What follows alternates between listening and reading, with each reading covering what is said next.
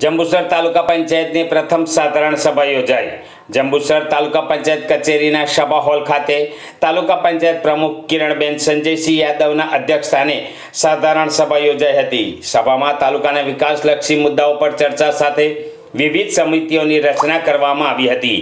કારોબારી સમિતિના અધ્યક્ષ તરીકે હરીશચંદ્ર કનુભાઈ પટેલની વરણી કરવામાં આવી હતી, જ્યારે સમિતિમાં વંદનાબેન ગોવિંદભાઈ ઓળ, સુશીલાબેન સહદેવભાઈ સોલંકી, રંજનબેન સુરેશભાઈ ગોહિલ, ગંભીરસિંહ હનુમાનસિંહ મકવાણા, હસુમતીબેન સંજયભાઈ પડિયાર, સપનાબેન નીતિનભાઈ પટેલ, બાબરભાઈ સુરસંગભાઈ રાઠોડ અને મીનાબેન રમેશભાઈ વસાવાનો સમાવેશ કરવામાં આવ્યો છે।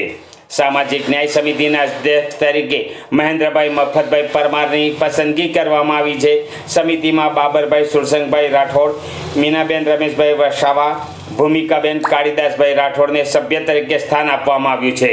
સભામાં બચત ગ્રાન્ટના આયોજન અંગે મહત્વપૂર્ણ ઠરાવ મંજૂર કરવામાં આવ્યો હતો। ઉપરાંત કોન્ટ્રાક્ટ આધારિત વાહનની મુદત પૂર્ણ થતાં તેના કરારના રિવિઝન અંગે પણ નિર્ણય લેવામાં આવ્યો હતો। તાલુકા પંચાયત પ્રમુખ કિરણબેન સંજયસિંહ યાદવે જણાવ્યું હતું કે તાલુકાના સર્વાંગી વિકાસ અને જનહિતના કાર્યોને વધુ વેગ આપવા માટે તમામ નિર્ણયો લેવામાં આવ્યા છે। ભારત માતા કી જય, વંદે માતરમ।